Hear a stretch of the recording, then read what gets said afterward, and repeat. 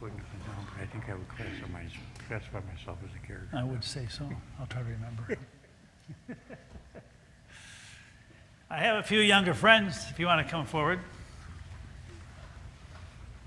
And you know, like if you're like in junior high or high school, you're still not too old to come forward. So feel free to come forward. Come on, if you want to. How you guys doing? Good? Good. Do you have anybody that you know that is kind of sad most of the time? Like one of your friends that maybe they sit all by themselves at the lunch table at school? There's a kid at the school, her name is Uni, and just because she's different, sometimes kids make fun of her, but we'll get to her later, okay? I'd like you to meet, Fred has a buddy, her name is Betty, and you know, every one of you have cups, right? Is your cup half full or is your cup half full most of the time? Yeah. Well, Betty's is empty. She's just one sad person. She comes to school, she's sad. She goes home, she's sad. And one day, Fred gets up and says, hey, come on. We got to help her. We got to kind of fill her cup. And I don't know if you knew this, and every one of you has, I call them doodads. Little doodads. There's a spiritual little doodads that's inside of you that makes you happy and makes you you. And sometimes when you see somebody whose cup is empty, you've got to share your doodads. And so the kid said, okay, let's help her out a little bit. And so there's a doodad. Here's a doodad.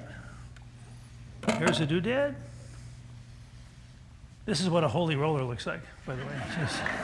There's a doodad. And he said, see, when you share your doodads, when she comes to school the next day, her life is going to be full. How about that? Would you like a doodad? Here, I'll give you one. Here.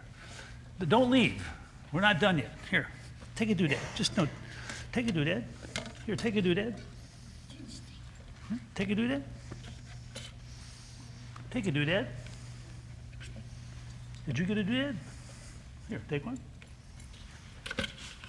Oh, I got a couple more. Did you get one? Yeah. And sometimes if you see somebody who's really, really sad, maybe you just share a doodad with them and it'll make them happy. Speaking of being unhappy, here's Bob. Big Bob. And Bob spends almost all of his time just sitting in his chair because he doesn't even want to walk. He just sits there because he's lost. Remember that Uni, that pink person? Well, everybody makes fun of her, but she heard about Bob. And so Uni decided that she would come and visit Bob. Yeah.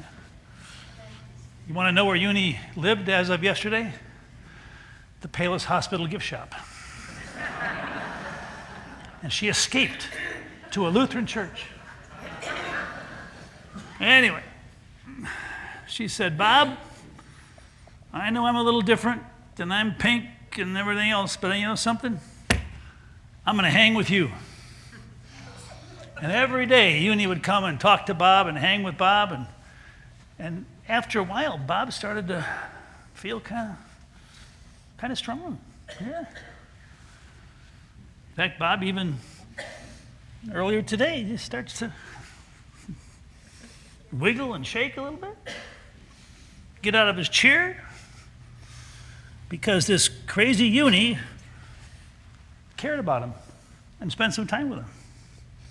They make kind of a cute couple, don't they? It's funny, I had a lot of caregiver friends in the back of the altar on a table, and I was going to move the table into the front so people could see it and you could take something. And as I moved the table, I knocked over the altar flowers. So instead of me doing that, would you guys come back here? And there's a table back there. And actually, take something. There's some cars, footballs. Oh, you got the police car. Yeah, good choice. Yeah. You can even take a paddle here with the more than so. How about that? How about that? What do you think? Yeah, now you got a football and a holy roller. Nice thing, yeah. Isn't that nice? I take a unicorn Which one? The pink one? No, I can't. That's not mine. What do you want? Take it. What do you think? That? Want to take another fuzzy thing for your sister? All right. Good job.